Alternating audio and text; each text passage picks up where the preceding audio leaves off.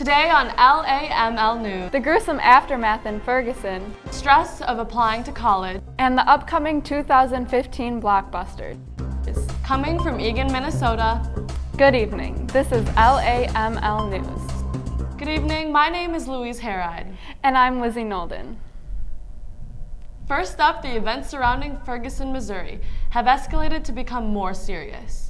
The recent aftermath of the Ferguson riots revealed the destruction of everything from burnt cars to gas stations and even businesses.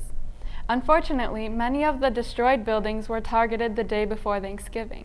More than a dozen people were injured and taken to hospitals. 61 people were arrested overnight by the St. Louis Police Department for assault, burglary, arson, bearing firearms, and more. Not only has the shooting in Ferguson ignited protests in Missouri, but it has also had an impact all throughout the country. Los Angeles, New York, and Washington, D.C. are only a few of the many places that participated in protests. Most of them were peaceful, but some were violent.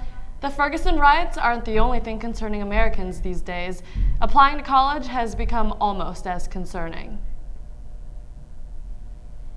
A recent study shows that applying to college has changed in recent years and is continuing to evolve. Not only has it evolved, but it has also become more stressful for many students.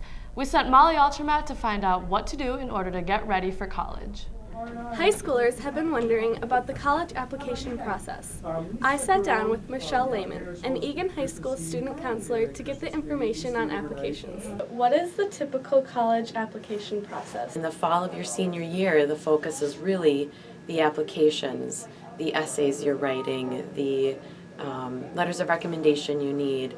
What do you recommend students to do to be fully prepared for college?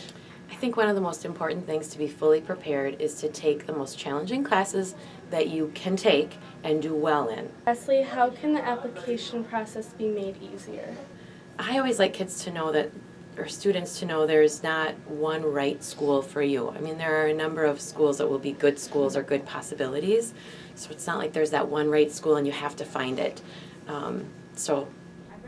After talking with Ms. Lehman, you should now have a good idea of where to begin. Signing off for LAML News, I'm Molly Altramat. Thanks for the helpful advice, Molly. Next up, we have Anusha Arkagold has the scoop on some of the most anticipated upcoming movies of 2015.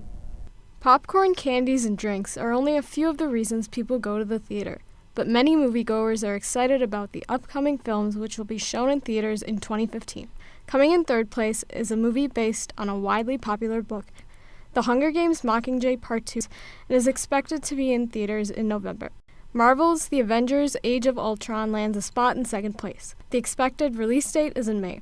And finally, coming in first place, it is none other than Star Wars: The Force Awakens. I interviewed moviegoers to get their opinion on their favorite movies. I'd probably have to say The Avengers because I have a huge crush on Captain America. The Hunger Games: Mockingjay Part 2. The Avengers. Mockingjay Part 2 because I read the books and I like to see them come to life. Hunger Games Part 2 because I can't wait to see the kids of Katniss and Peeta. Thanks for filling us in, Anusha. That's all we have for you tonight. Stay tuned tomorrow to LAML News for more. Have a good evening.